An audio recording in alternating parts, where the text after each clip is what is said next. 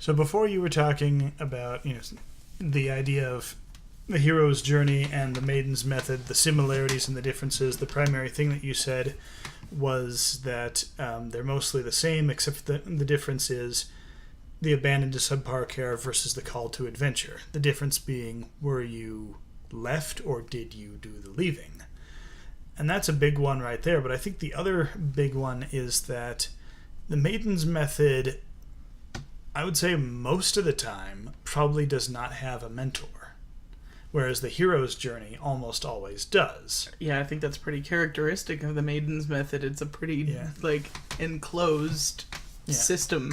The Maiden's method has the manufactured companions is the way the Maiden learns. The Maiden learns, in a sense, by teaching or by caring for somebody else, in a sense.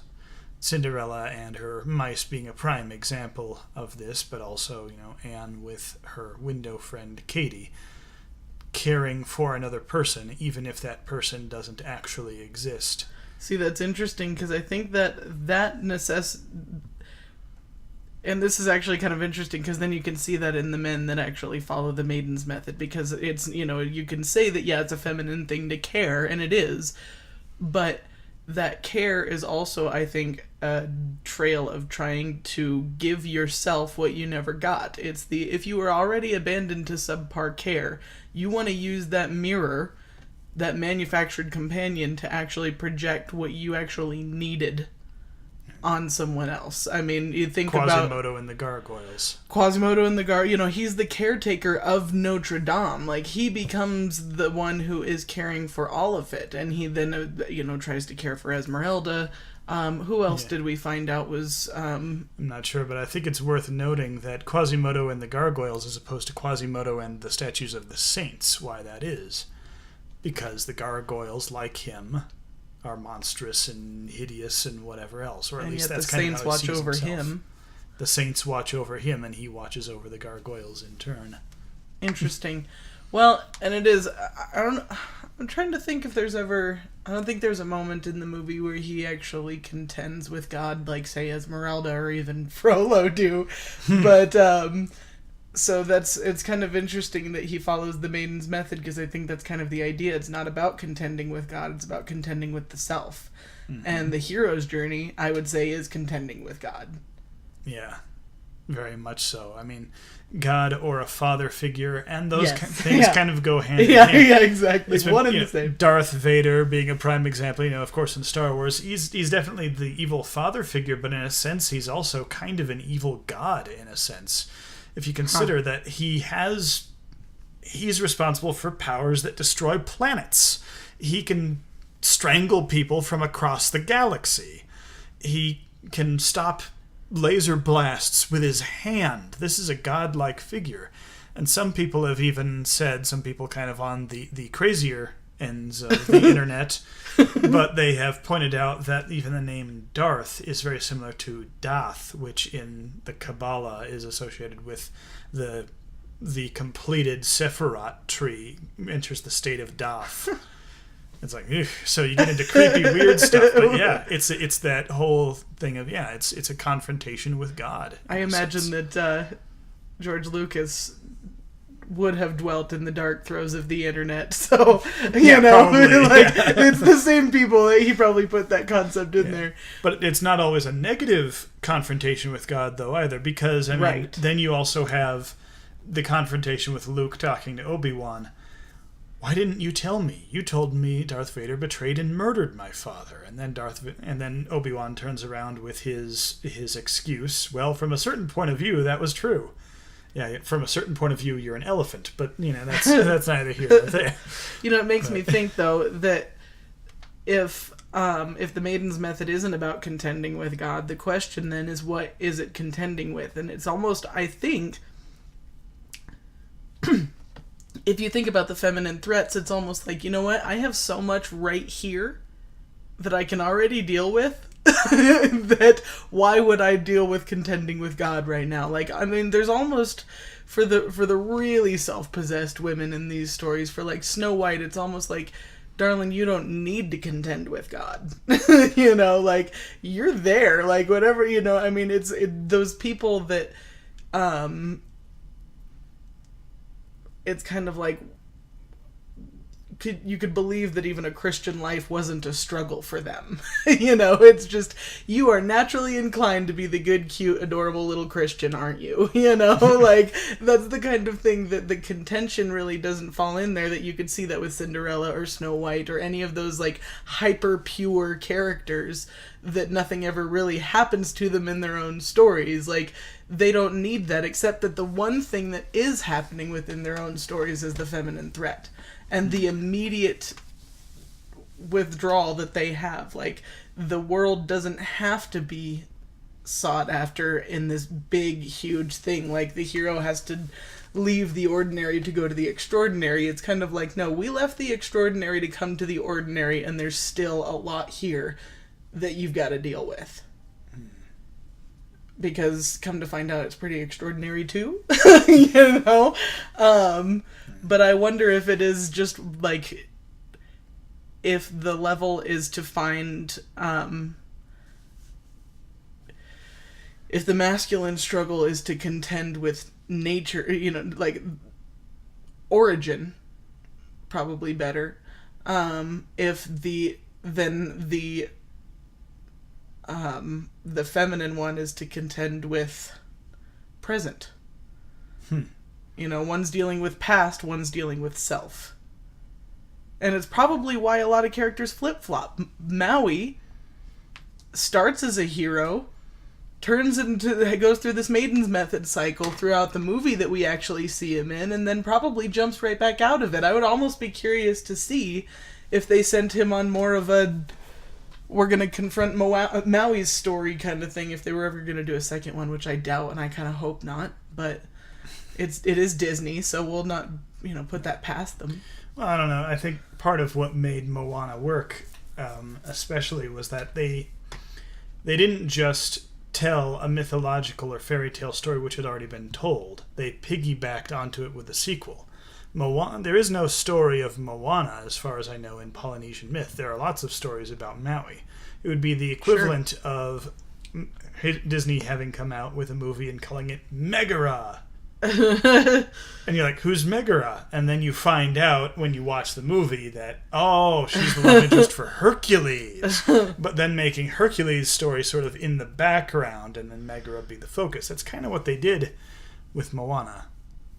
Huh. Which is kind of interesting. But it's two stories no one ever heard, so it just kind of got us all to find out about Maui, which is kind of cool. So, abandoned to subpar care versus the ordinary world of the hero's journey. And the call out of it. Because that's the big part. I mean, like, you could even say that the ordinary world isn't all that ordinary. Depending on the story. I mean, in Harry Potter, the ordinary world is quite definitely the ordinary world, right. And then he's called out of it into a magical world. Right. Star Wars, it's a little bit less of an ordinary world from our perspective, and yet at the same time, that's about as close to ordinary world as it gets in that setting. Right. Being on a moisture farm. Well, and I don't know about necessarily, like, ordinary world. See, Alice is a woman who follows hero's journey. That's true. That's very fair. She's very much starting out in the ordinary world. Right, but here's the funny thing, is that her question then is that she actually becomes her own elixir in that story. She's like, because what she's returning with is the understanding that though she's weird in her world, she's normal in Wonderland. And therefore, what she actually returns with is the balance of understanding, like, maybe some normalcy is important, because the absurdity, though you may think 10 absurd things before breakfast, doesn't mean that you actually get to act on them later in the day. Yeah, that's maturity. True. That's what Alice needs to learn eventually. It wouldn't surprise me at all, though, if we were to actually read the Alice Down the Rabbit Hole and Alice Through the Looking Glass novels. if we were to discover that Alice down the rabbit hole is hero's journey, but Alice through the looking glass is Maiden's method. Oh, see, that'd be back to the whole thing of the Maiden confronts the mirror, whereas the hero in the hero's journey is going into the underworld. We've got some research to do. Yes, we have some research to do, certainly. Or you guys, whoever's listening, you can do some research too and tell us what you found. Do it for us, right? Yes, do all our work for us, and we will take all the credits. We'll just hire other people to do research. Like, we don't need to read any of this, we just get to talk about it. See, that's the good way that we'll become famous. That's why you become famous, right? To get other people to do your work for you and take all the credit. That's what Matt Pat does, right? No, I'm pretty sure he does his own research. He's a good boy. At least he did at one point. Oh yeah, that's true. He's probably got some people working for him now. See, that's the dream. But so because it is something like when it comes to the ordinary world, I think for the Maiden, it's like getting thrust out of the ordinary world. It's nothing. I mean, it's the voluntarily or involuntarily stepping into the unknown.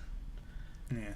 Although at the same time, it feels like one big thing that's kind of a difference is that the hero pretty well in the hero's journey always, or pretty much always, leaves the ordinary world. He leaves where he was before, whereas the Maiden probably may very well stay in the subpar care she started out in through the whole story until the very end. Yeah. Like, say, Cinderella is a prime example. She starts out in subpar care, and she stays in subpar care up until the moment she pulls the glass slipper out of her pocket and says, "Ha, I'm out of here. Peace out." Surprise! Surprise! Not going to say the rest of that quote because I don't want us to be banned. But yeah, exactly. Right off the bat. First video. It's a Dexter quote. Oh, dear. Hashtag Sergeant Dokes. Because the other side of that, I think, actually speaks a lot to the point of the Maiden's method, which is that a lot of it does take place unilaterally and without your control or consent. And it's see, that's the part that kind of sucks about it, and I think why the first stage develops the hag. You know, because it's like if the first phase of the blackening is the place where you stay, that's how tragic that is. You have been abandoned, you've been threatened, and you've been hidden, and you don't have anything to do with any of it, probably. And the really sad part about it would be if you did have something to do with it, because then that means that you're never actually contending with your own constraints that you're putting on yourself. If you run away, you are dealing with your own femininity of some sort of threat, and then you actually, decide to hide away in a cottage somewhere. Although in Hero's Journey at the same time, I mean, when it comes to stepping over the threshold from the ordinary world to the extraordinary world, there are a fair number of heroes who don't actually make the choice. Luke comes back home to the farm and his uncle and aunt are murdered. But did he have to leave Tatooine with Ben Kenobi? No, but considering you had stormtroopers who just murdered his aunt and uncle, okay, see, that's fair. Yeah. That's a fair have to. Yeah, yeah. And okay. Back to the Future. I mean, you have Marty didn't choose to go to 1955. He was just trying to get away from the Libyans. Well, you got to get away from the Libyans. Yeah, you got to get away from the Libyans with the AK-47s and everything else. See if those jerks can do 90. So, but he didn't have a choice, and then, sure enough, he does. Well, he did have a choice when it came to the whole thing with his father, rescuing his father from the car. But come on, what young man of good moral character is going to see anybody, especially his own father, about to get hit by a car and wouldn't do something? Right. And from then on, he again, though, doesn't have a choice, because it's either get his father and his mother together or become erased from existence. So there's actually a fair number of heroes who don't really have a choice either. They refuse the call, and sometimes they end up saying, "Okay, sure," afterwards. But it seems to me that there's a fair number of times that the refusal of the call leads to, no, you have to take the call whether you want to or not. Even Dorothy from The Wizard of Oz, who I think follows both the hero's journey and the Maiden's method, doesn't really have much of a choice when all's said and done. I mean, what, she's just going to stay in that first town in Munchkinland? Yeah. Knowing that there's a witch who's out to get her? Okay, but see, that's messed up because then at that point, it's like Glenda's the feminine threat in that movie because darling, you had the power to go home this whole time. Like, yeah. Woman, why didn't you tell me that? Like, because Glinda isn't a very good mentor. Yeah, well, exactly. She's not a very good witch. She's a really good witch. That's the real problem of it. Like, I am an excellent witch. Yeah, yes. Exactly. Not a good witch, an excellent witch. She's really good at it. Yeah. But has nothing to do with morality. It's just how competent. Maybe you could make an argument that she's the hag and she really is the feminine threat. Like, she's cannibalistic off of. Well, she's dealing with two different hags in that story, and it's like the almost three if you include Elmira Gulch. Although is Elphaba sorry, she's only Elphaba and Wicked. Is the Wicked Witch of the West really so much the hag? I mean, she looks like the hag and she fits in that way, but to a certain degree, you could argue she's kind of the dragon. She's I was just hoarding. about to say she might be the dragon. Yeah, she's trying to get the shoes, the magic ruby slippers, and that's kind of the idea of hoarding treasure. She lives in the castle with all the minions and everything else. Even Glenda says she only wants them to use them for herself, kind of thing. Like that hoarding power for herself, right? But it's almost like, well, what would you use those for, woman? Like, I mean, there's something messed up about the fact that Glenda really just doesn't tell her, like, oh, you can go home right away. And that's where she steps into the hero's journey, because then all of a sudden she has to get non-manufactured companions. She meets with mentors and friends and goes through the trials and tribulations and all that stuff so that she can defeat the enemy. The enemy. Yes, the enemy. The enemy. But yeah, Dorothy has a weird one because she flip-flops through the story the whole time, because you could almost say that, I mean, does she I don't know. She's hard. Like, I'd say she's probably more hero's journey. Yeah, but she does have manufactured companions, I would argue, because her companions are a scarecrow and a tin man, for one thing. First of all, who both are literally man-made things. Yeah, and also, one of them says he has no brain, one of them says he has no heart, things that Dorothy may very well feel about herself, and then the third one says he has no courage, which Dorothy seems to not have up until the moment that the lion threatens Toto, and she stands up in front of the lion and slaps him in the face. Not knowing that lion is a coward, standing up to a lion and slapping him in the face is a pretty clear show of courage. Yeah. Well, and it's interesting because you could almost argue the entirety of her setup is manufactured companions if it really is a dream. That's right. Everything is a manufactured companion and a manufactured enemy, because the whole thing is just a dream. So then she's but her it own wasn't a dream. threat. It was a place, and you were there, and you were there, and oh, Auntie Em, there's no place like home. Why she's British, I don't know. But she's the Lady of Shalott. She is. She weaved a web, viewing the world through a mirror. Through colors gay. Absolutely. Over the rainbow. And then when she actually turned to confront reality, which is that there is no place like home, the web flies out the window, the mirror shatters, she wakes up, and the colors gay are gone. But it doesn't matter, because the gray reality is what's important. Yeah, that's why the Lady of Shalott, I mean, you lose that one because she does not have a happy ending. I mean, she just lays down and dies. But well, we don't know for sure that didn't happen to Dorothy, though. I mean, she did take a pretty hard hit to the head as soon as the camera wasn't rolling. When the credits are rolling, that she's just dead. That's the tag at the end of the credits. Is Dorothy and then died. She died. The story you didn't know. Oh, that's terrible. Yeah, that's a really hard one to go back and forth with this, because it's not as cut and dry.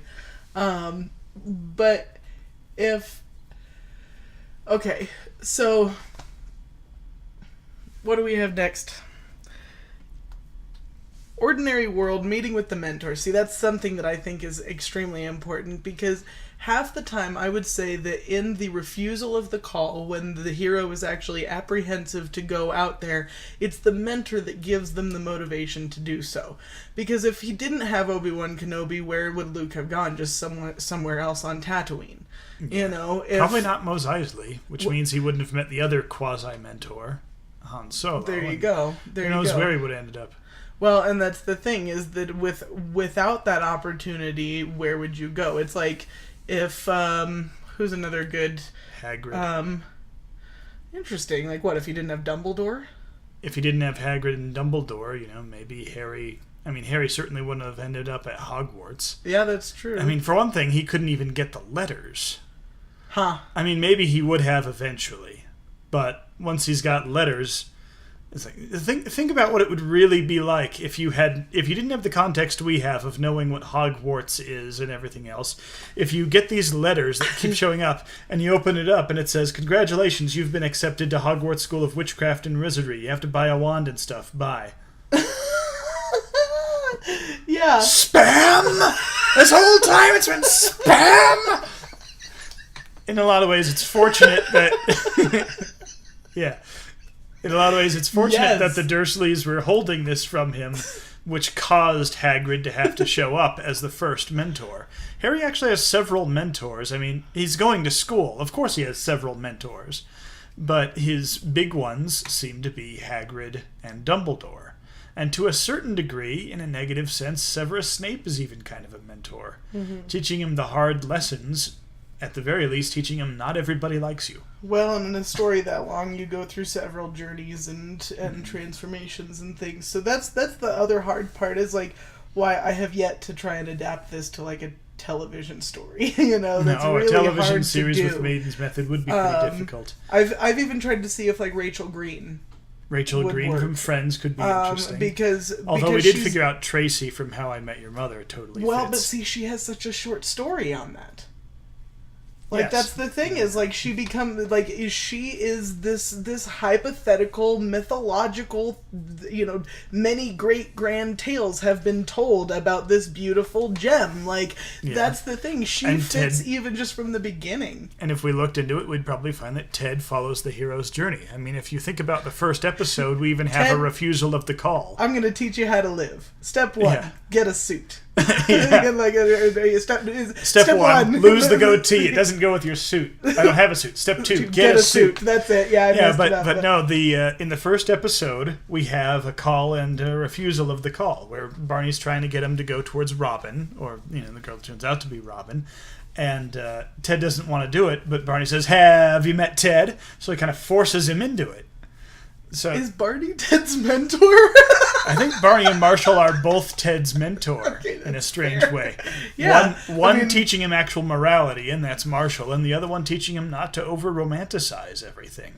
Which is definitely something Ted has to learn by the end of the series. Yeah, I mean, Barney has no principles, so he never compromises his principles. But Ted has principles, yet he compromises them every time he even has a hint that someone could possibly, maybe, be the love of his life. He throws it out the window every time. And the cure for that, honestly, is a combination of Marshall Erickson's stronger moral fiber and Barney Stinson's stop romanticizing everything. Just have fun. Just be awesome. Be legend. Wait for it. Dare. For as much as Barney is the devil, at the same time, maybe people need to learn something from the devil now and then. If even just pointed as mistakes. And exactly, something. Of what not to do. Still kind of, it's the knowledge of good and evil. Yeah. Well, and so the question then, if Tracy follows the Maiden's Method, does Robin? Abandoned to subpar care. Yeah, That's her a father. Pretty easy one. Her dad's horrible. Ugh.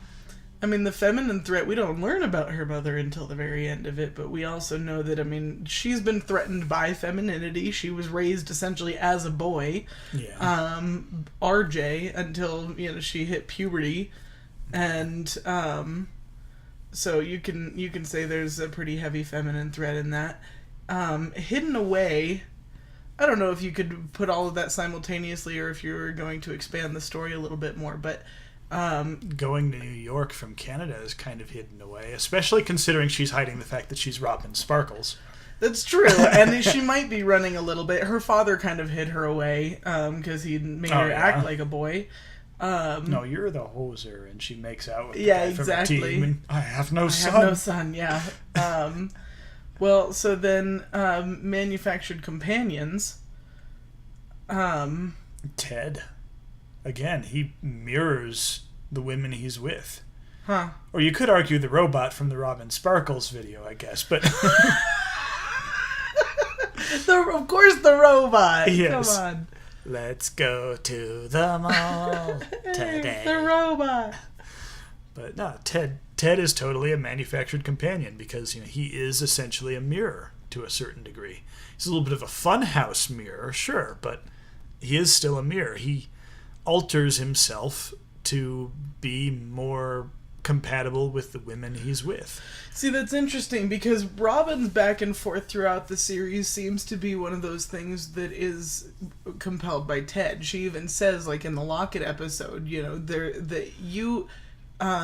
he's like, come on, you're the queen of being cynical. And she's, well, maybe I'm growing cynical of being cynical.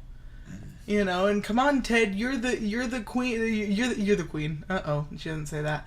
Ted, what does she call him? The king of sentimentality, something. Believing in the universe. Yeah. You're King Universe, I think, is what the line that she says. Yeah, because she's trying to get a sign, and that's the thing is they're definitely learning things from each other, but their takeaway from that conversation is, no, Robin, you do need to be more realistic, and maybe we all do.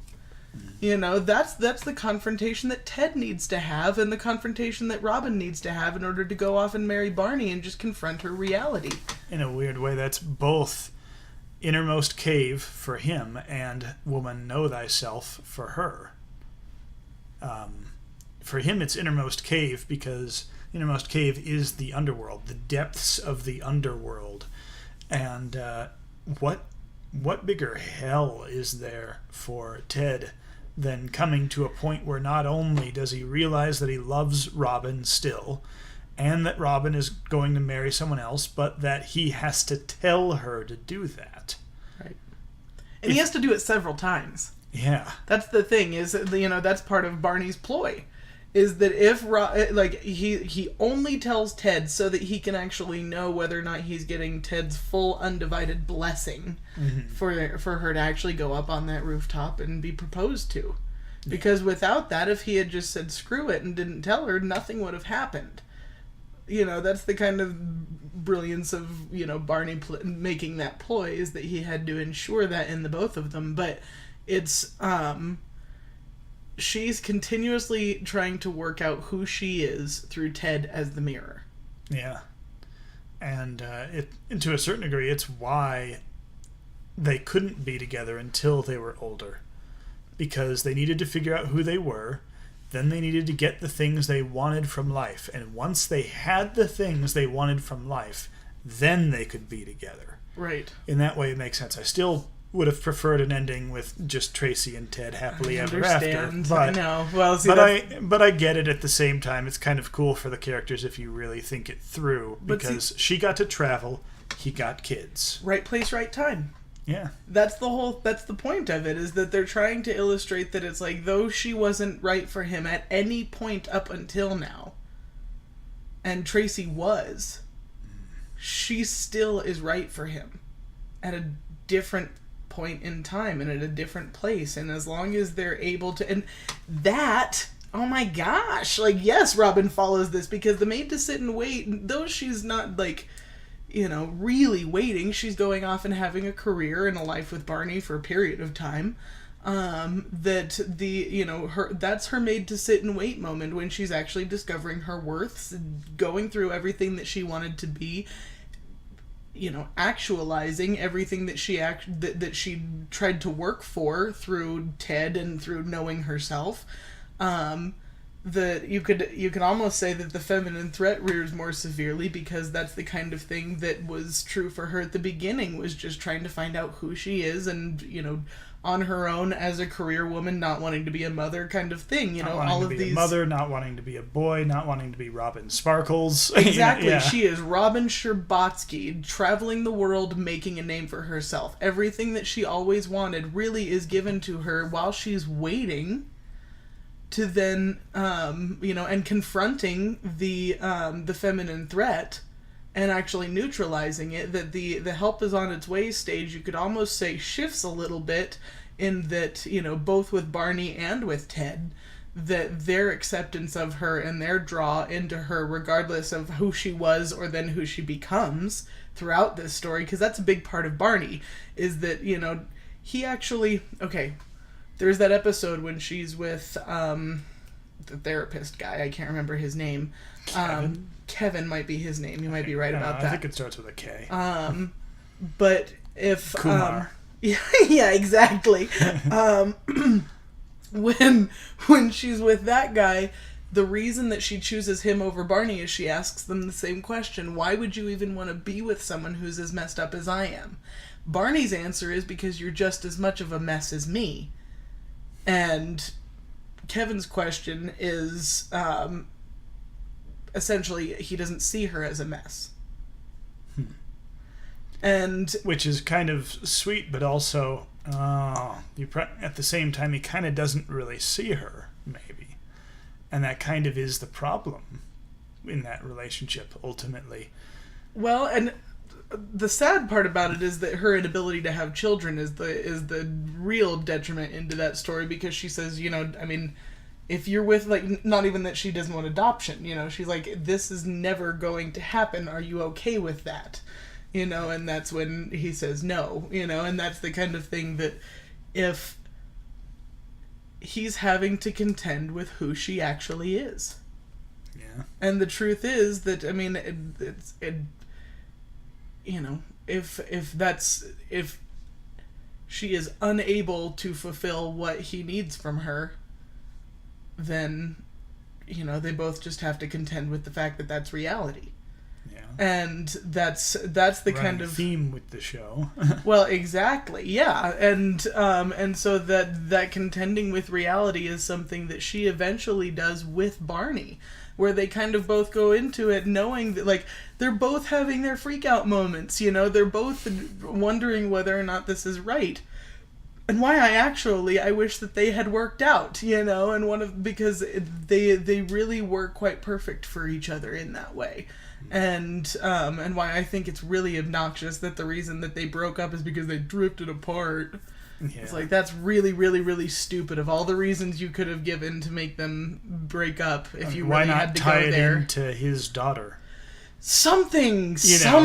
I know. I understand that they didn't want to go the route of having him cheat on her because they worked so hard to redeem him. Yes, yeah. But again, he has a daughter at the end, and to have that be the reason why. Huge jump for him.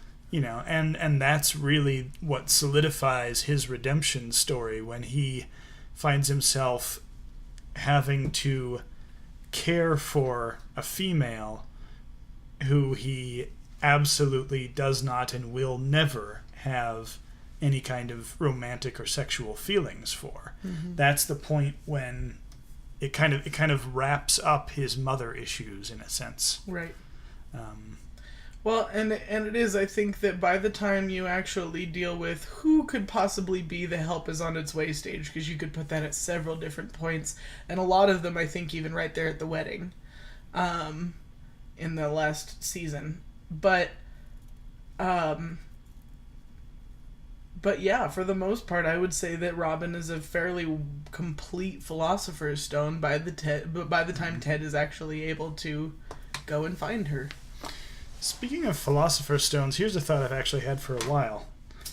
I wonder, and I suppose you would have to actually finish watching this show in order to know for sure, but if Winry from Full Metal Alchemist is a philosopher's stone.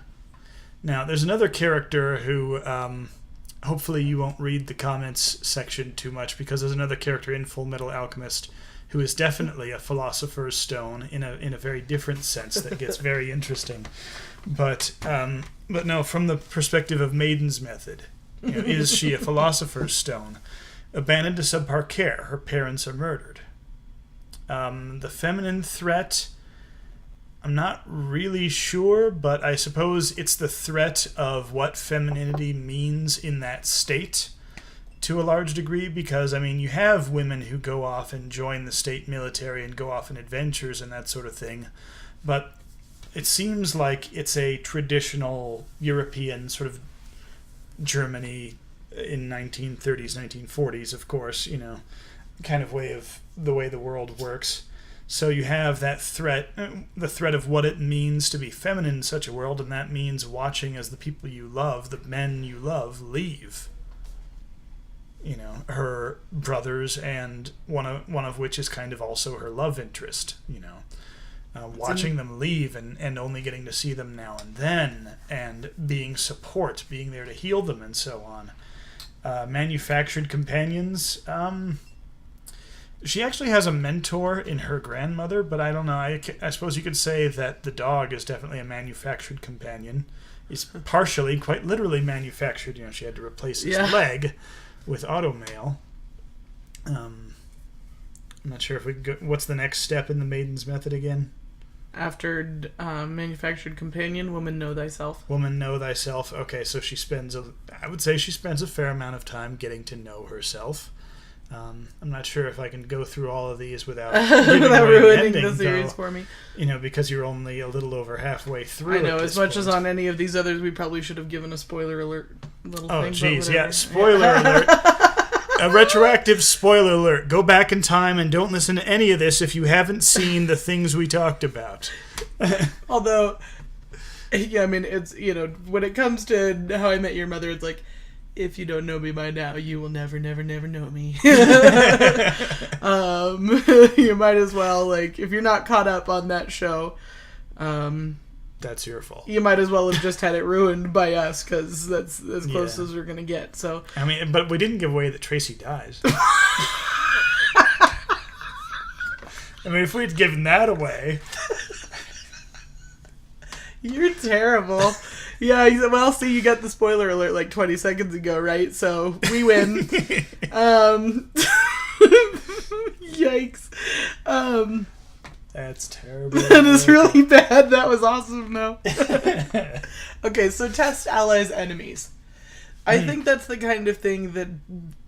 Oh, from the hero's journey, okay. Specifically, the Maiden's method doesn't go through. Tests allies and enemies. Yeah. Yeah, that's true, because the hero's journey always has enemies. Whether those enemies are relatively minor threats, like, say, Biff Tannen in the first Back to the Future, I'd say he's kind of a minor threat. The big threats in Back to the Future are, one, the Libyans, and two, being erased from existence because he messed with time. It's just a fact of the universe that he has to contend with. And to a certain degree, I mean, his biggest masculine threat comes from his father's insecurities, which are kind of his own insecurities. So that's but anyway, yeah. But you don't see that as much with the Maiden's method. I mean, sometimes you have enemies, like say Ariel has Ursula the Sea Witch, Cinderella has her stepmother and her stepsister's miscongeniality stops, what is her name, Miss Morningside? Mm-hmm. Yeah. So you have some pretty solid enemies there, but then you have a fair number of times where, like, for Buttercup, yeah, Prince Humperdinck is kind of an enemy to her, but he's not really an enemy that she has to face for the most part. The enemy Buttercup has to face is internal. Her threat is herself, which is symbolized a couple different ways. One being the nightmare she has, where it's the old woman with the same eyes she has screaming at her, boo, boo. And then later, when at the climax of the movie, Buttercup is holding the knife that is held to Buttercup's chest. It's like the threat of death is coming from Buttercup, no one else. Same thing with, say, even Juliet. Juliet in Romeo and Juliet. There's this threat of the families and the feud and everything, but when it really comes down to it, she is her own feminine threat, because her own, childish desires and an inability to actually contend with the reality around her, makes her complete her own feminine. It's like she rears her head as the dragon and completely finishes herself off. Mm-hmm. She gets passionate in her own self-worth and what Romeo sees in her, but without him, there is no worth. So she kind of never passed "Woman, know thyself." Help was on its way. Oh, dude! Romeo was on his way to save her, but yes. Well, he wasn't really on his way to save her, but had he known she was alive, he could have saved her. Right. But because she was asleep just a little too long from the drug, Romeo killed himself, and once he was gone, help was no longer on its way. Yes, she became the dragon, and then she killed herself. See, because I think that's the biggest thing about becoming the dragon, is that when it comes down to it, there's the made to sit and wait stage that you get stuck, but it's the other stages that never get completed. The feminine threat rears and then never gets neutralized. It rears more severely, I should say, and then never gets neutralized. The help is on its way, either is not coming, or is bad help, or too late. Yeah, absolutely. Yeah, there's something. Even Kyle Reese from the Terminator. He was the help which was on its way, but he gets killed before he can save her at the end, and that's why in the second movie, Sarah Connor is definitely a dragon, hoarding weapons and knowledge and being destructive. And you get absolutely stuck in that stage because you were willing to actually have the power and use it, but you're not using it for anyone but yourself. And that selfishness is the kind of thing that allows you to be your own feminine threat and remain as the dragon, in that sense that you get burned up by your own fire. Jeez. Right? Yeah. So for, I would say that, the difference then you can see going back to Buttercup is that help was on its way. Mm-hmm. And just when the feminine threat had reached its peak, it was slain with words. About boobs. Yes. There's a shortage of perfect breasts in this world. Would be a pity to damage yours. If you want to save a woman's life, compliment her boobs. This is how we prevent suicide. Anyone who works a suicide hotline, keep this in mind. The views expressed in this podcast do not reflect the views of everyone in this room. Or even me, honestly. I really don't think that. These are all ironic. Don't ever do that. I mean, maybe if it seems like humor might help them out, then sure. But chances are, if you're working a suicide hotline, you have better ideas for how to help somebody than I do anyway. Over the phone, you have really nice boobs. You have a magnificent rack. Why would you... Don't stab yourself. Gosh. Ooh, we should move on. Got a little bit dark there. On a scale of 1 to 10, a little bit dark. So, okay, here's the funny thing, though. Without allies, which is specifically missing from the Maiden's method as the steps as we've laid out, how does she get the help? It's interesting. Yeah. See, allies are different from rescuers. Yeah. An ally is someone you're working together with. Someone you're very specifically going side by side with. An ally, for example, is in the Dark Knight movies, you have Bruce Wayne, who has his allies in Jim Gordon and Harvey Dent. Okay, sure. Those are his allies. And his mentor, his two mentors are Ra's al Ghul and Alfred. Thankfully, he listened more to Alfred than Ra's al Ghul. But if you look at, say, the manufactured companions can be allies sometimes in the Maiden's method, but aren't always. Like, say, the mice, for example, in Cinderella. I would say to a certain degree... birds and woodland creatures. Yeah, I would say that they're kind of allies in the sense that Cinderella is working towards trying to go to the ball. So the mice, knowing this, get her the things she needs to put together, and they put together this dress so that she can go. But of course the stepsisters tear it up, and it ends up coming down to the fairy godmother anyway. But then you also have, for other manufactured companions, let's see, the window friend Katie from Anne of Green Gables. It's not really an ally. It doesn't really do much to work alongside her. Right, it's just kind of her. But I mean, Rey from Shelter. Star Wars, who again fits both Maiden's method and Hero's journey, she has the manufactured companion in BB-8, who's kind of an ally in a sense. And moreover, she definitely has a manufactured companion in Finn, who he's a mirror because she says, "You're with the Resistance?" "Yes, I am with the Resistance." He's a mirror, and he's definitely an ally. They both fight Kylo Ren. And she helps him get past his fears. He helps her get to a point where she realizes how strong she is. Because this person who she thought was a resistance fighter, who she kind of looked up to, comes out and confesses to her, "No, I'm not a resistance fighter. I'm an AWOL stormtrooper, and I want to get as far away from danger as I can." Okay, but here's the funny thing, though. If we're talking about Rey and who her allies versus her help is, when it comes to, say, the second movie where she confronts the mirror... Quite literally confronts the mirror, yeah. That, Closest thing to an ally she has there is Kylo Ren, who even fights enemies beside her, but he's pretty clearly also her enemy. But he kind of fulfills a help is on its way when he stabs Snoke. Yeah. Spoilers. If you don't know me by now. Yeah, pretty much. Yeah.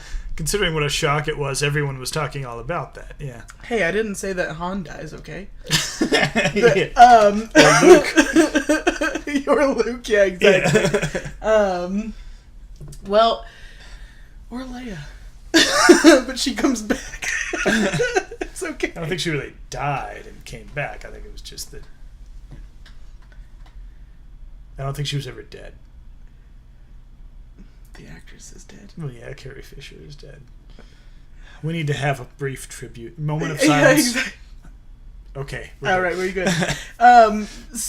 But when she confronts the mirror, okay, so walk through the movie with me a little bit, because if her confrontation of the mirror is kind of a descending into the Dark Night of the Soul kind of thing, so it's into the underworld. Again, no one in those movies can decide whether Rey is Maiden's Method or Hero's Journey, and they're doing both because these are just so archetypal. But when she actually comes back out of that, after that, it's when Kylo Ren explains what Luke did, right, and then she leaves. Yeah. Well, first they have the moment where they're just sort of connecting, because she says that she feels alone, and in a way that's a woman know thyself moment too. Because she realizes that she is alone and she has been the whole time, and he wants to make her feel less alone. Acceptance of reality. Yeah. Which is a big part of Woman Know Thyself. It's the part that's already true and always has been. So, but then that means that the next step has to be made to sit and wait. So what's her made to sit and wait moment? Made to sit and wait, feminine threat, here, help is on its way. If Kylo's the help is on its way, which I'm not entirely sure it is, he is. Well, the made to sit and wait, I would argue, is her seen being tortured by Snoke. In a way, that's made to sit and wait because she showed up there with the intention of turning Kylo Ren to their side, to the Resistance's side, and otherwise to the light. So she's there and she's waiting for Kylo Ren to do something. And she tries to fight Snoke a couple of times there, but she's made to sit and wait because Snoke is able to overpower her. And it's only through cunning that later Kylo Ren is able to defeat Snoke. So yeah, that would be kind of help is on its way. Yeah. And that's interesting because she is her ally. And the help that's on its way is not necessarily Kylo Ren so much as it's the good within Kylo Ren. Because it's the good within Kylo Ren which causes him to stand up and kill Snoke. And see, And again, why I maintain that these two are actually going to be the ones that are going to balance the Force, which presumably is the point of this whole series. I just hope that they can actually go on with the J.J. Abrams vision that actually seems to be addressing it in these films. Mm-hmm. Yikes, this is the only time you'll hear me talk passionately about Star Wars, because quite frankly, I think that it's just one of those things that everyone is missing. We keep talking about this balance of the Force, and only just... Last Jedi was the first one to actually show us this yin-yang symbol that said that the Force is everything between life and death, and the push and pull and the draw of the tides. It's everything that actually balances it. So for them to choose one side or the other would be wrong. For Rey to choose the light side of the Force would be wrong. As much as we've seen that the dark side would be wrong too. And worse. Yes, yeah, totally. Oh, I mean, there are degrees, for crying out loud. Like, let's hope that we could... But see, that's the thing. It's a ratio balance. It's probably 1 to 0.68, 618, okay? Like, it's I bet it's a Fibonacci. Like, yes, the Force is balanced on the golden ratio. Yikes. I can get real nerdy real quick. Google it. That's right. But I think that the balance is the point, and that's the big part of the Maiden's Method versus Hero's Journey thing. They're not really supposed to parallel each other. They're supposed to interweave with one another. That's right. The Maiden's Method and the Hero's Journey aren't mirrors of each other. They're threads woven together. Exactly. They're not mirrors, they're threads. Oy. How did I not... I'm shocked sometimes at how the Lady of Shalott actually plays along with this. That should that's just funny. The imagery is Isn't that so much deep. More interesting than thinking about how at the beginning of Anne of Green Gables, doesn't it start off with her reading the Lady of Shalott? Yes, it does. I wonder how many parallels you could really draw between those. Research assignment, folks. We got another one for you. Yes, go read Anne of Green Gables and the Lady of Shalott and draw parallels. Except that Anne gets a happy ending. She doesn't just lie down and die after seeing Lancelot. But see, in the old series, when she lays down in the boat to recreate that scene, she goes floating down as the Lily Maid, and Gilbert rescues her from the bridge. So she very nearly laid down and died. He very nearly drowned. But someone better and than then Lancelot got rescued. Someone better than Lancelot. Someone totally. more like Galahad. That's the thing. Gilbert is very much a Galahad. Yeah. The pure, the pure-hearted. Oh, Gilbert. Yeah, Gilbert would never sleep with someone else's wife. No, he wouldn't. No, not like Lancelot. Even if it were Anne. Yeah. See. Okay, so. Oh, the threads and mirror got me off on that. So all right, let's. So then, the ordeal, I would say, as it's listed in this this part of the hero's journey step, is probably closer to the Dark Night of the Soul, I think. Yeah, because then the next step is listed as a reward seizing the sword. Yeah. So that's the thing. I mean, not only, I mean, we've chosen Philosopher's Stone to talk about this, but you could say Holy Grail, you could say Excalibur, you could say that that any one of these treasured items, which is sought out by myth and legend, and the item that the hero goes after, that she's the elixir. Yeah. And that's interesting too, because I mean, even my favorite video game series ever, The Legend of Zelda. It's called The Legend of Zelda, for one thing, not The Legend of Link. It's Zelda's story. She's the elixir he's seeking. But also in more recent games, I think it was Skyward Sword, they revealed that the Master Sword has a spirit living within it. And that spirit, in fact, is feminine. Of course it is. Yeah. And I think in Skyward Sword, her name is Fee. And she pretty much fills the same role as Navi, although only half as annoying as Navi. She's not screaming, "Hey, listen!" all the time. In the original Arthurian legend, we would probably talk about Guinevere a little bit more here, but she's actually not really what's sought after in that story. I would almost wonder if, like, Does the Lady of the Lake project into Excalibur, or is she just the mode by which he gets it? I'm not entirely sure. I think she actually forged Excalibur in some versions of it, or probably not really forged so much as just sort of created, because, she's the Lady of the Lake. She's not the blacksmith of the lake. She just sort of creates Excalibur. But then, you could also argue that then there's the sword in the stone, which is the other way that he gets Excalibur in these stories. And then sometimes it's not Excalibur, sometimes that's an entirely different sword that just happened to be sticking in a stone. You pull it, you become king.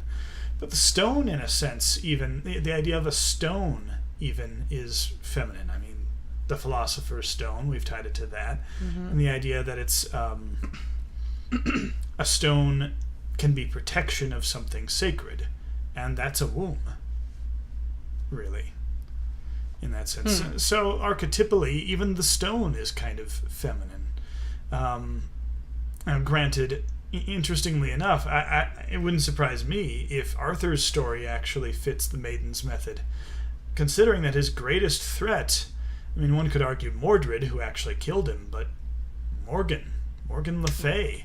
Well, yeah. That's his big threat. Oh, God, yeah, a big, nasty, and incestuous threat. And to a certain degree, Guinevere, because it's her affair with Lancelot which causes Camelot to come crashing down. Yeah, Guinevere really is not the heroine of that story. Yeah, she's a tragic figure. She is. And here's the question then. If we're going to talk stone, because as you said that it's archetypally a feminine thing, I kind of follow you, but it makes me wonder... It can be a masculine thing depending on how it's used. Yeah, exactly. Yeah. So I don't think it's intrinsically one way or another. It depends on how it's used. But it is the sword and the stone. The idea that the sword has to be withdrawn from the stone, that's probably, kind of, is that removing the thorn from the dragon's paw kind of thing, or is that... It could be. It could also be delivering a child, because the power of kings is derived from heirs. Huh. So the sword is symbolic, perhaps, of his heir, which it turns out he doesn't really have one. He has a bastard who kills him. Right.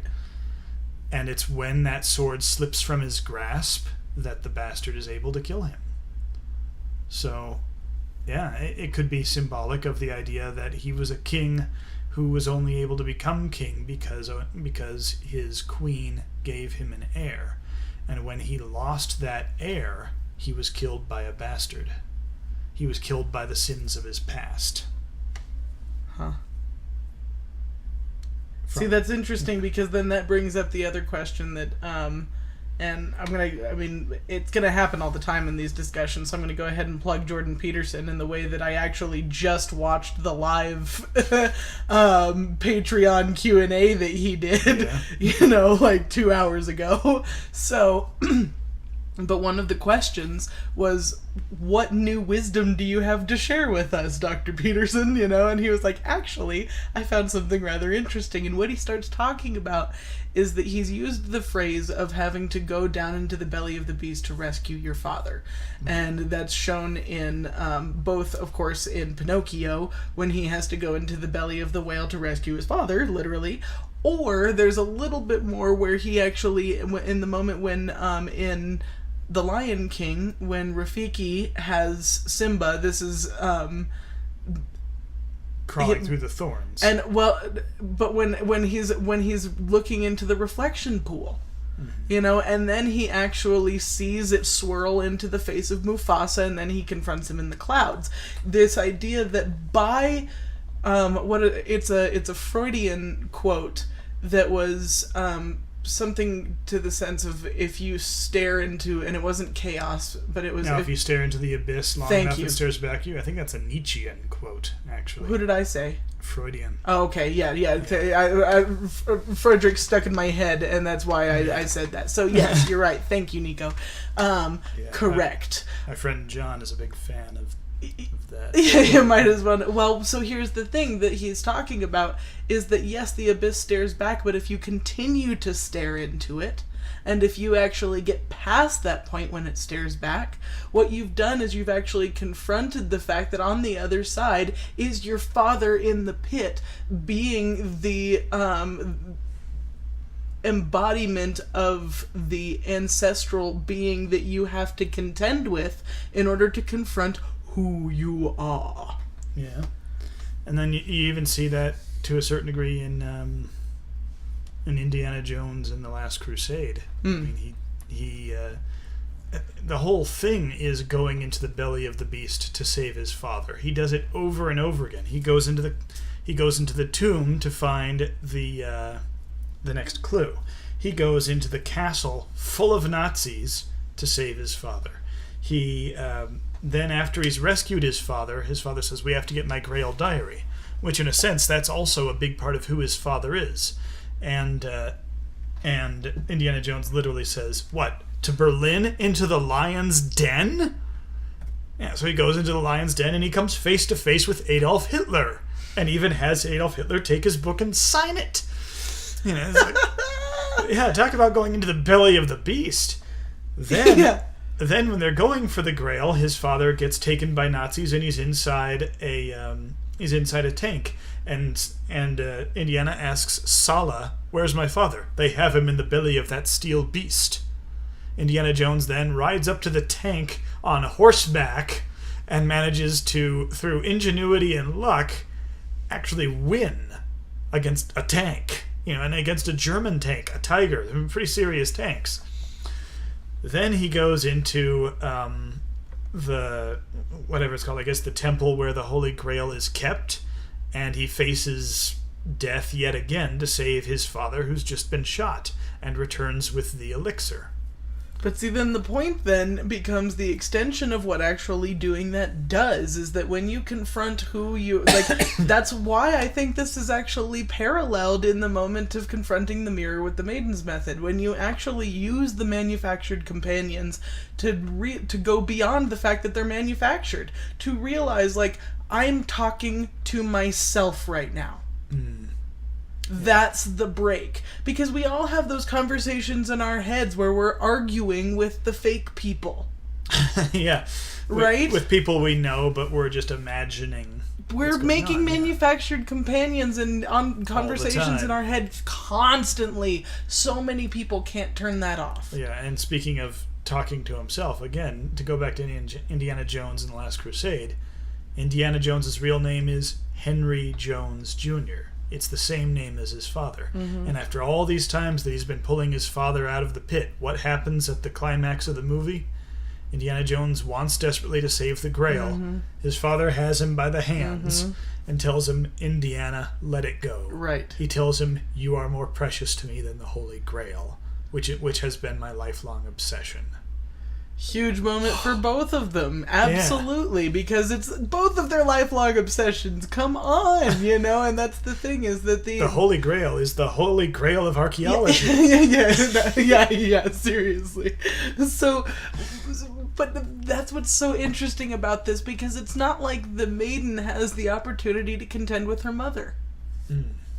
That's true. You know, that's the whole point. Most of these stories have the mother dying immediately. And sometimes it's a stepmother who's the villain, but sometimes it's pretty well not the stepmother who's the villain. And it's not even symbolically a mother in any capacity who's the villain. It is usually some sort of caretaker, though, I would say. And that's kind of the weird part, where it's like you should have been willing to give that kind of care. And that's the thing that I would say in Sarah Crew in A Little Princess, that's definitely the case. That Miss Minchin, I mean, like, you would almost expect any leader of a boarding house to have to be strict. You know, it's like, what is that's even what Catherine in Anne of Green Gables, or Anne of Avonlea rather, has to contend with. When she breaks down with Anne, you know, she, like, I hate the way that I am, you know, she doesn't like that she's this cold person that gets overlooked at parties, and, you know, and it's just, I know that everyone hates me. And it's just, you know, she's become the snow queen in that, because she's confronted her reality and doesn't like it, and she's not doing anything about it. Yeah. That's, you know, and that's really the interesting part about it. I would almost say that for the most part, this is not necessarily consistent enough to have been put in as a as a step in the Maiden's method. But you can notice that a lot of the time, the help that comes is other women. Yeah, certainly. More often, I would say, than or something feminine in some capacity. You have the fairy godmother, of course. You have the three fairies who raised Sleeping Beauty. I think even the animals that go to get the dwarves in Snow White, I think most of them were deer. Have long eyelashes. Long eyelashes, yeah. But no, I think a lot of them were deer without antlers, rather suspiciously. So they were female deer, even, that went to go get the dwarves. In Pirates of the Caribbean, it's Captain Jack Sparrow, but in a way, I mean, at the same time, Elizabeth Swann also kind of is her own help is on its way, in a sense. Yeah, that's the thread of all of these modern tales, is that they're not going to follow the they will follow the Maiden's method, despite how deeply they try to follow the hero's journey. That they're trying to change the way that strong women are viewed, and it's really unfortunate. That's why I'd want to watch Brave again, because that's one of those movies where she is contending with her mother, but interestingly enough, from what I remember, and I've only seen this movie once years ago when it came out, but she is actually abandoned to subpar care. Her mother's care is threatened by her form of a bear. The abandonment probably is an unfair moniker, just because it's obviously something that Disney tried to stay away from in giving her two parents. But her father's very funny. Well, yeah, I know, and but see, that's the thing, is that the care that her mother wants to give is made subpar. Yeah, in an interesting roundabout way, yeah. And it could be interesting to play around with. Is then her mother the manufactured companion because she can't actually speak? And Merida is only able to really communicate with her once she starts kind of connecting with a part of herself that is her mother? I don't know. See, I don't remember enough of that movie. Again, research. That it's going to be one of those things that I'm not sure. I remember whether like the fairy's influence or even the horse. Whether when she goes through her, what I'm guessing she would go through, a woman know thyself period. Because that's the other thing. You can always tell if they're going to go through this system if they're pretty well self-possessed by the beginning of the movie. Oddly enough, everybody's trying to self-correct for this idea that, like, oh, they're helpless. But it's like, no. If the woman doesn't really seem to go through a journey, I guarantee you she's going through the Maiden's method. Because she's already, in a sense, complete. She just needs to come to that realization. Exactly. That's the Joseph Campbell quote. Then the whole mythological tale, the woman is there. All she has to do is realize that she is the place that people are trying to get to. And it seems like really trite, and you're like, well, screw you, man. Like, what, she just sits there and waits on people? And it's like, yeah, kind of. But don't underestimate what sitting and wait could do for a person who is willing to be self-possessed in what they already are and only has to get rid of... I mean, it literally is the purification of a stone. Mm-hmm. You exist in a dark abyss. You have to be taken out to be distilled and purified. Once you are, you actually leave off this film that can be gleaned off the top of it to be made this pure metal that actually can go off then to mystically, in the hands of someone else, create something. Yeah. And when we tell the story of sitting and waiting and the subject of that story is Buddha, we don't think of him as weak. Seriously, though. Yeah, but how long was he meditating under the waterfall or under the tree or whatever the version of the story is, Yeah, so, that's a good point. I wonder if he follows the Maiden's method. It wouldn't surprise me. Not in the least if Buddha somehow followed the Maiden's method. See, and that's a good question, and kind of why I wanted to talk about this in the first place, because the whole idea of, like, yes, they interlock with one another, but that probably says that in the archetypal arch, for lack of a better term, of this, that under this umbrella, I mean, are people just, is it a cyclical thing? I mean, I think that it is, and I think it's something that people probably jump forward and, back and forth all the time. But as much as any, let's say, man is going to have to confront who he is and the demons in his life so that he can actually go outside of himself in this ordinary sense to go and bring back something to what was to what can benefit from what he alone can go and find. That's a really good thing for men or women to hear and know. But is it not more important for a woman to otherwise be told, no matter where you are, no matter where you go, all you have to do is realize that you're enough. And then you will be powerful enough to go off and do whatever it is you want to do. Yeah. And part of me wonders if this isn't archetypal because it's so instinctual and so ancient. Like, think of Stone Age human beings. In Stone Age human beings in their societies, you typically had the hunter-gatherer societies. Guess which gender did what? And guess which one requires you to be at home and which one requires you to not be at home. Men were going on a journey every day. And they would, go through refusal of the call, but then, okay, fine, all right, I'm going. They would go through having a mentor because they'd learned to hunt from other people up until the day that they actually become the mentor. Right. And they would have their allies. They would have potential enemies because sometimes there would be other hunters out there, and sometimes those would be human and sometimes not that you would be facing. And then they get to the darkest depths, and that's honestly the moment where they do the actual act of violence to kill whatever animal it is. That's definitely descending into the underworld when you kill an animal that isn't trying to attack you. That's descending into hell in an interesting way. And then you return with the elixir, in this case the meat and whatever else you took from the animal that's going to be useful. Which is the sustenance of life. Yeah.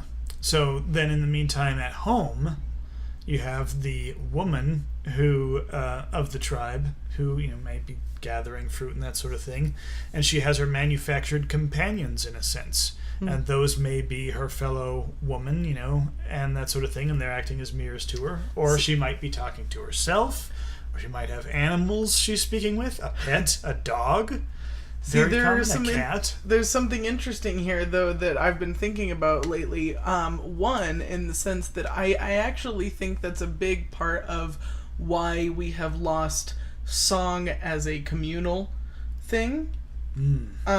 Because we have a lot of songs and like you can even some of the studies on like why pop music becomes pop music, that plays into a deep part of who we are.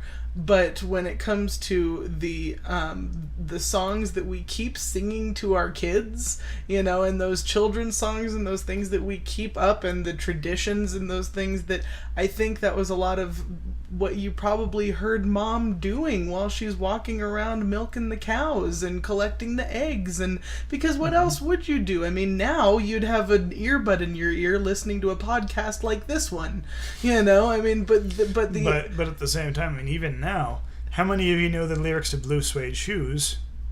How many of you know the lyrics to Twinkle, Twinkle, Little Star? Row, row, row your boat.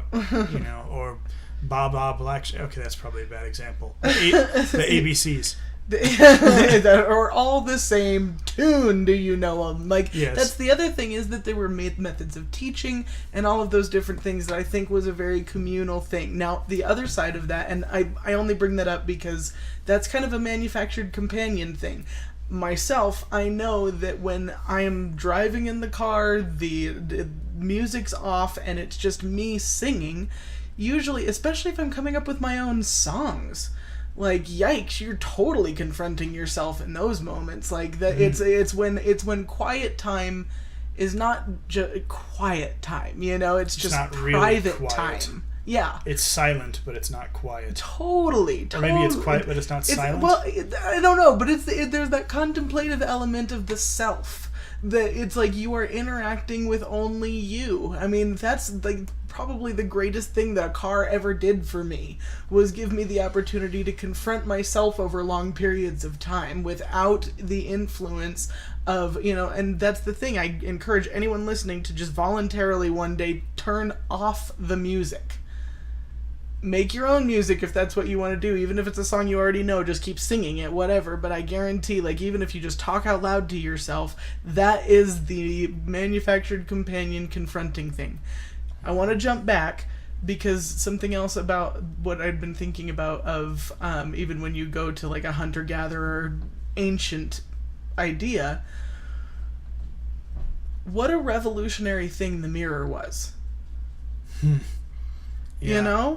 There was to actually see yourself. And Jeez. well, that's the other thing, is there were reflections in water and things like that. Yeah. But think about that. I mean, the way that we view ourselves, there's a whole psychological science based around how we view ourselves personally. Both, I mean, that's what most eating disorders are, is there's an actual term for it, but the literal problem with someone who is anorexic is that they literally see themselves as fat.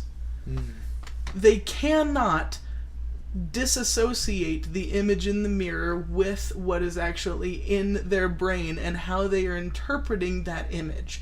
And so it is a continual psychological block. Yeah, if you're not careful, the mirror can be a very evil thing. Oh, dude. That's why it's really at the heart of all the problems in the original fairy tale of the Snow Queen. See, that's kind of interesting, though, because here's the danger in all of these old tales, is when someone else makes the mirror. If your manufactured companion is manufactured by you, you're probably going to do pretty well because you're confronting yourself ultimately. But in the tale of the Snow Queen, the devil makes the mirror.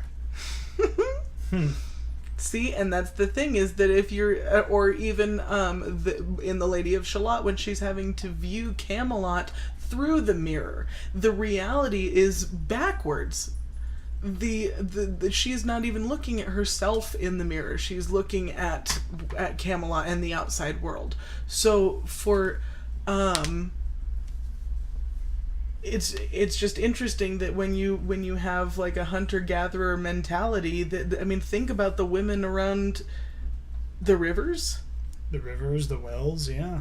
You see their reflections far more often. By the wishing well. Yeah. It's there's singing, but I don't know. There's just something really interesting about that. Whereas the men would see themselves less often. They would more often see others. The outside threat. Yeah. And sometimes that threat is your father. Sometimes that threat is God.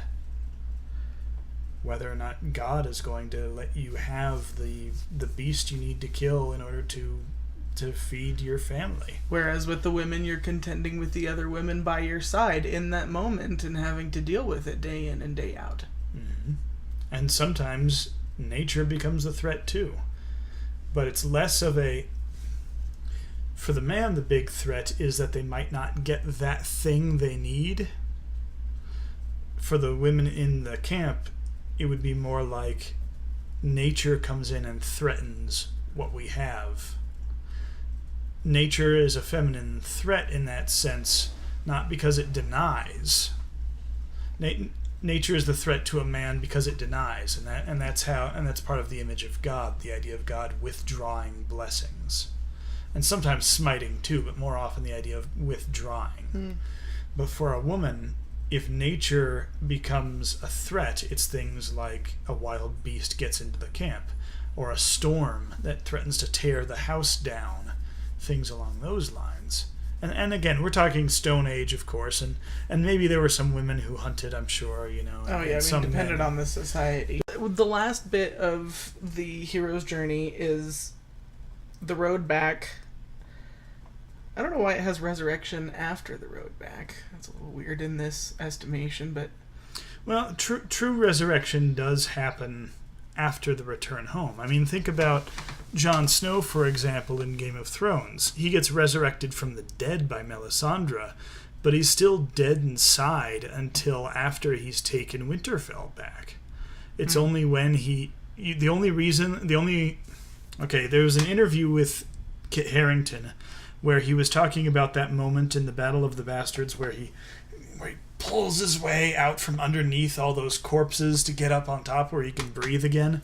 And Kit Harington says, it's sort of a moment when Jon Snow is reborn. And your brother Aaron said, that's ridiculous. We already have a scene where Jon Snow was reborn. It was when Melisandre brought him back from the dead.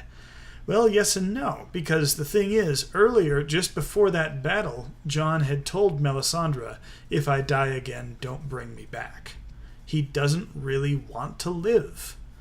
But when it came down to that moment, when he found himself buried alive, ready to die under a pile of corpses, he found that he absolutely did want to live, and he clawed his way to the top. And after he managed to do all that, that was when he then managed to find his way to Ramsay and beat the ever-loving tar out of him.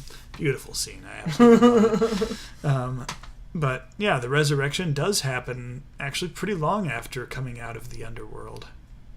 The true resurrection, the true raising up.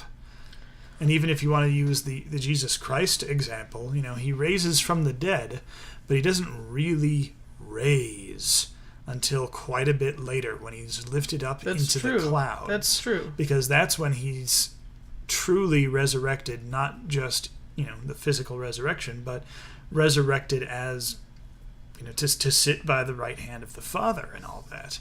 Right. Well, and so, but see, that's the kind of the interesting contrast between these two theories is that when, I kind of maintain that the woman's journey is pretty much done. I mean, her personal journey is done by Woman Know Thyself. And I think that when it comes to the resurrection stage, that's when the hero's journey is done. There's usually like an epilogue. Yeah. And it's returning with the elixir. And that's that. Of course, in the Maiden's method, the last half of the, the last 5 steps are obviously more than the epilogue. Usually the 10th step of the create a happily ever after, that's the epilogue of the woman's story. But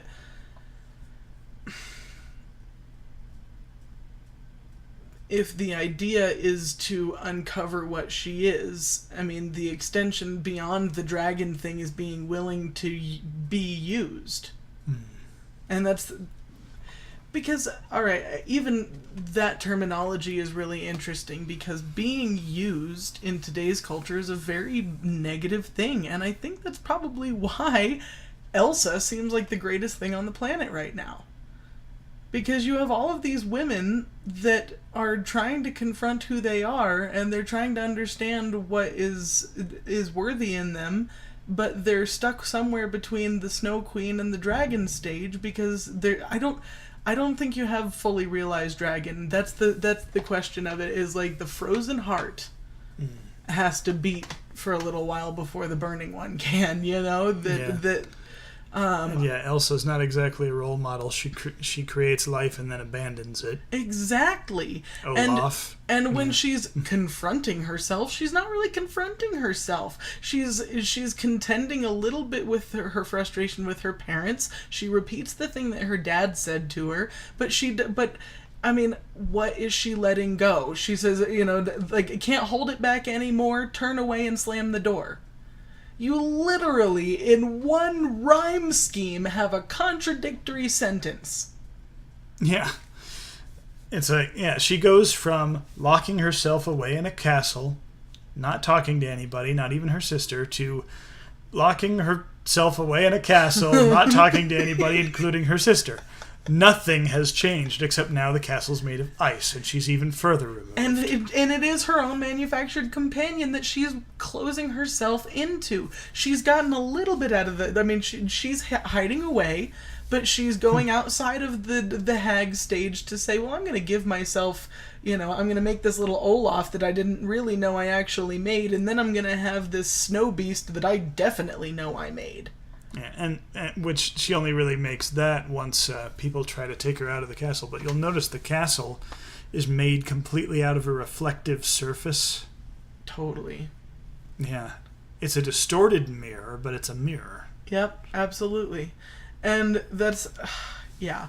My soul is spiraling in frozen fractals all around. You're right. You just made a house out of your own freaking soul. The frozen fractals are the snowflakes that encapsulate her in this reality she has manufactured for herself. And the problem with it is that only when her sister is willing to be the one who confronts the frozen heart, does she actually get pulled on and into the level of, well, she doesn't really do anything, everything else kind of just happens to her for the rest of the movie. Yeah. And there we go. That was the complaint of so many people who don't really understand Cinderella. Cinderella doesn't do anything, she just has things happen to her through the whole movie. Well, Elsa doesn't really do anything. She just has things happen to her through the whole movie. She runs away, she builds a castle, that's it. Mm-hmm. Mm-hmm. As far as things she actually does, that's really it. Anna does by far more. Anna is the role model in this movie. As silly as she is, as flighty as she is, for as many mistakes as she makes, she is the hero of the story. She's the role model, not Elsa. See, and that's the thing. If you think of Elsa in the sense that she is the feminine threat to Anna, what she has done is she has put in the seed of a frozen heart. Mm. And that's the confrontation, that beware the frozen heart. That's the whole beginning of the movie, when the guys are, bored of coal and winter air and mountain rain combining. That's there are all of these things which come together that can create and encroach upon any woman, that would manufacture a reality that she has to sit in this little bubble that's the tower of Rapunzel, It's the kind of thing that everything has enclosed upon her, and there's every opportunity for her to become the hag or the frozen snow queen within that, if she's not going to break out and create some sort of warmth on her own. Mm-hmm. And by doing so, she gets closer to the dragon stage, and it's only when that gets ruined that you get outside of it. For Anna, she obviously has this summer motif throughout the entire movie. Everything is flowers, right? Mm-hmm. That's her dress and the wallpaper. Everything is flowers. And so with her summer, with her spring, it's showing that it's the next stage, and it's this chance for her to actually go and get out of it, to possibly create and be what spring really is. But I think that for the overarching idea, even in just modern women, we have this understanding that, like, you have to resent the help. And so if you know who you are and you resent the help, you're the dragon. If you don't know who you are, then you just have resentment. That's a big part of the Snow Queen thing, is being bitter and frozen. And the cold shoulder, and easily shattered. Yeah, there are a lot of fragile women out there saying, you don't have to be this way, you're a freaking stone. Are you going to be flint? I mean, like, flint makes fire. It can be easily broken, but guess what? It has utility. It's a method of how you're used. And if you're actually willing to put yourself of being used well by someone who came and sought you, that's the thing. There are going to be people who will want to hide you away. That's the threat, but that's usually the beginning of the story. The end is when you're willing to actually meet up at the right place, right time with the person who actually wants to go ahead and use you for what you are. Mm-hmm. Yeah, and that's true of both men and women.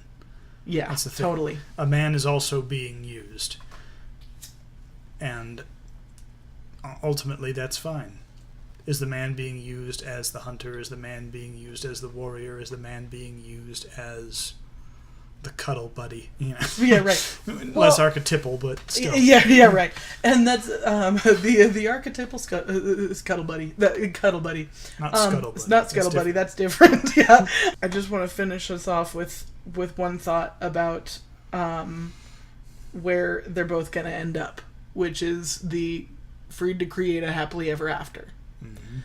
The point is that they both have to reach that stage.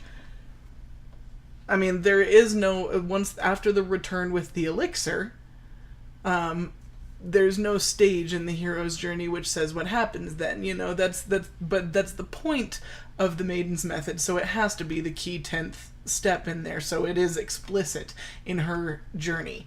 But what's implicit in the hero's journey is the returning with the elixir to what end? The free to create a happily ever after. And that's the point where they both are given the opportunity to be used and to use each other. And where you, again, have to kind of have that balance in the Force. And why I think that there's an importance to finding, even like order through chaos or chaos through order. They have to complement each other, even as masculine and feminine have to complement each other. It just, it tracks